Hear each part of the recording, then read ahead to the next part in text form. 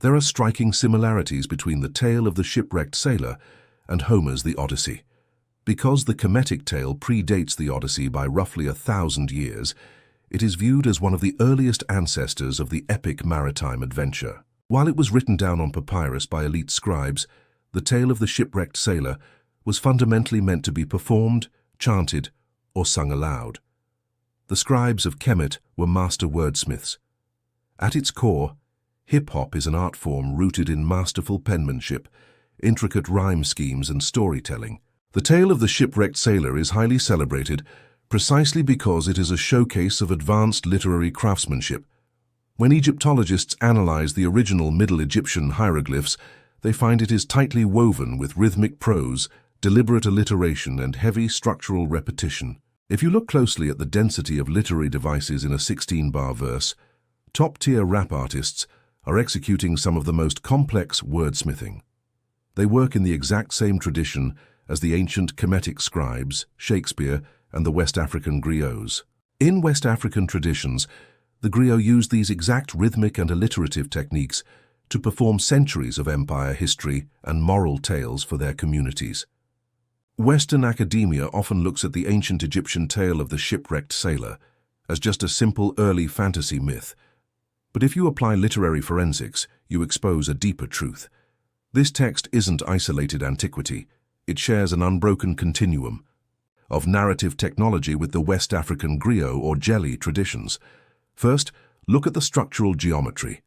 Griots rarely tell a straight line. They use a cyclical, nested frame narrative, a story within a story. The shipwrecked sailor does this perfectly to deliver ancestral wisdom for a modern crisis. Second, societal function.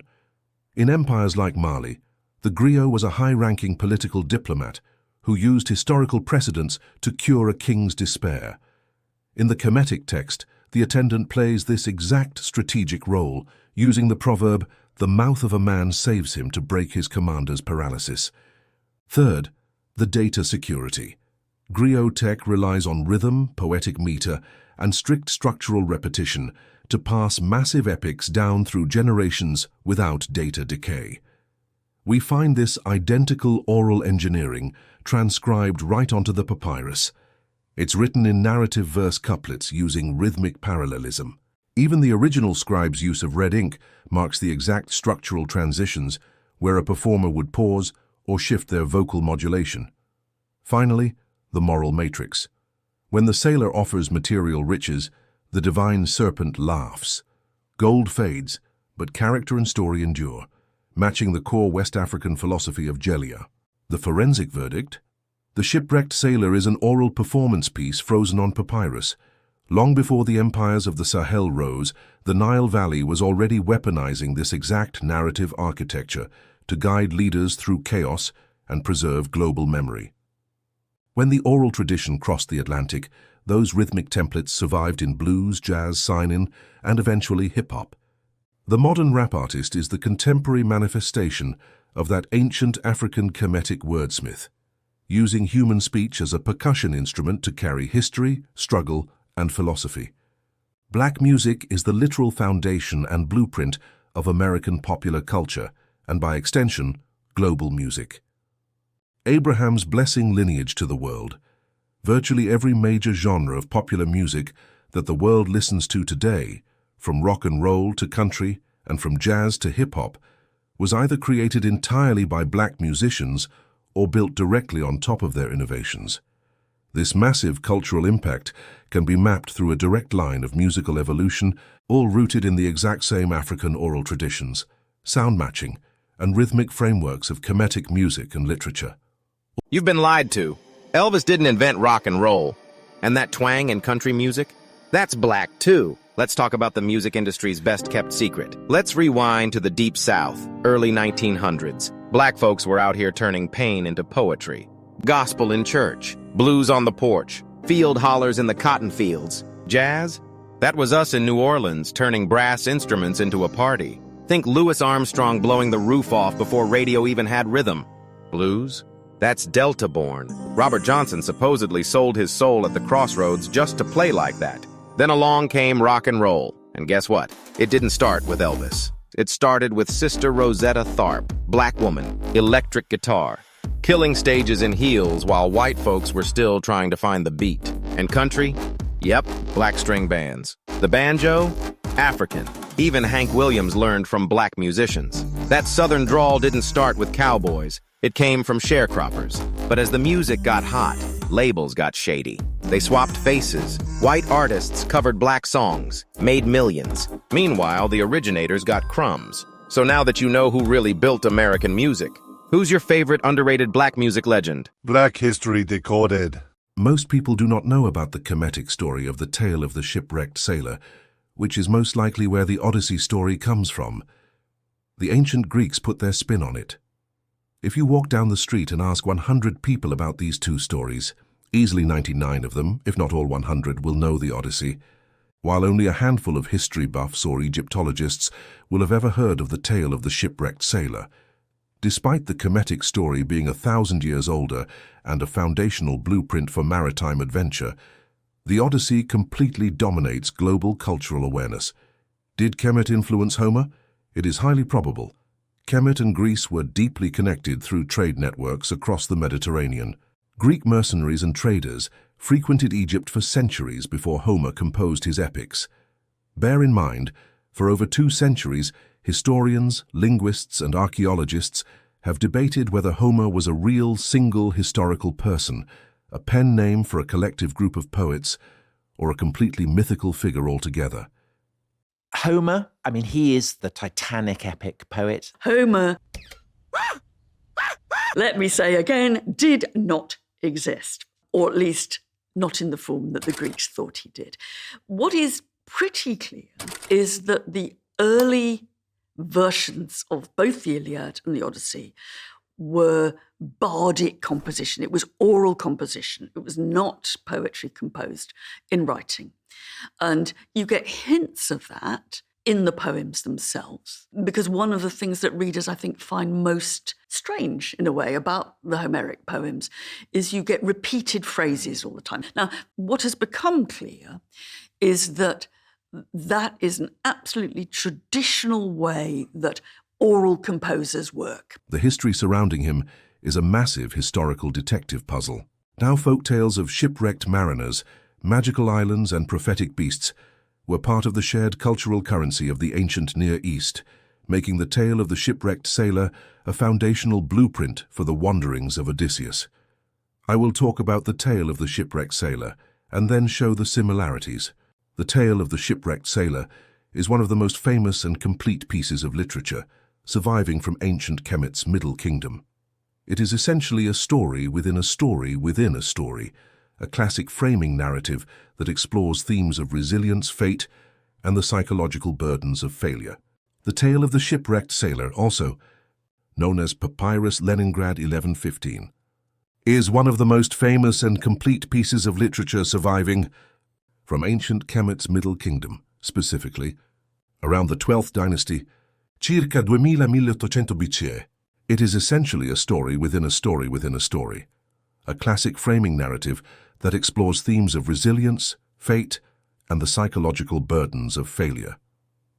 The tale begins with an unnamed Egyptian expedition commander returning home. His mission up the Nile has failed or fallen short, and he is terrified of how the pharaoh will receive him. His attendant, the actual narrator of the main story, tries to comfort him, urging him to speak boldly, and offers a personal story to prove that a person can survive a total catastrophe and still find favor. The shipwreck. The attendant tells his own story. He was once on a massive 150-cubit ship with 120 of Egypt's finest sailors heading to the mining regions, the Red Sea Punt region. A sudden massive storm struck. The ship capsized, and every single soul on board drowned except for the narrator, who was washed ashore on a mysterious, bountiful island called the Island of the Ka, the Island of the Spirit Life Force. The Giant Serpent. While hiding in the brush, the sailor hears a sound like thunder and feels the earth shake. A massive 30-cubit-long serpent approaches him. The serpent is incredibly majestic and divine. Its body is overlaid with gold.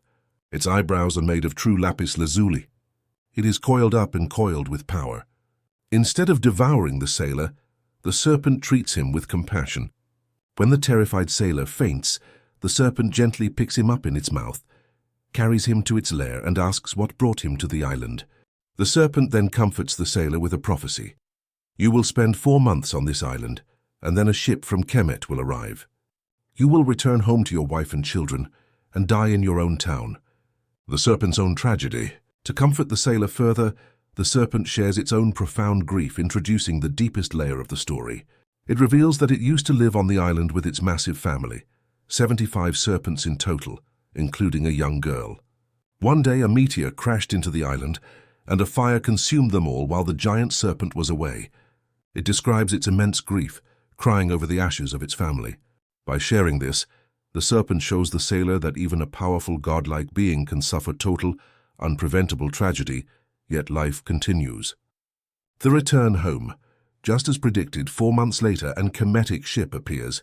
The serpent gives the sailor magnificent parting gifts to bring back to the pharaoh. Myrrh, fine oil, and laudanum. Giraffe tails, elephant tusks, and greyhounds. Baboons and spices. The serpent tells him that once he leaves, the island will submerge beneath the waves and turn back into water, never to be found again.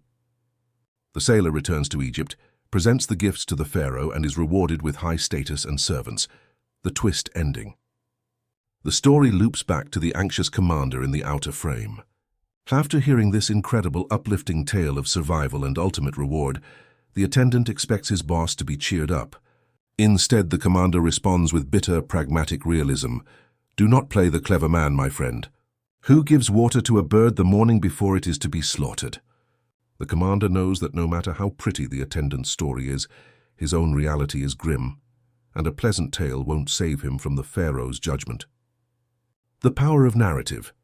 The entire text functions as a commentary on the purpose of storytelling, to provide solace, teach resilience, and bridge the gap between human suffering and divine will. The island of the Ka. In Egyptian mythology, this island represents a liminal space, a paradise that exists outside the known world, where the divine meets the mortal. Its sinking at the end emphasizes that such spiritual turning points cannot be revisited at will.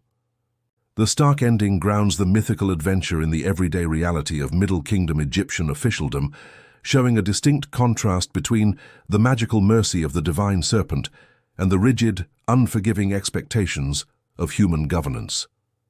There are striking similarities between the tale of the shipwrecked sailor and Homer's The Odyssey.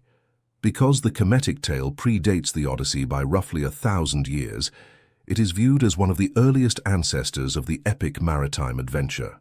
The parallels, and the sharp cultural differences, show a fascinating evolution in how ancient Mediterranean cultures viewed the sea, monsters, and fate.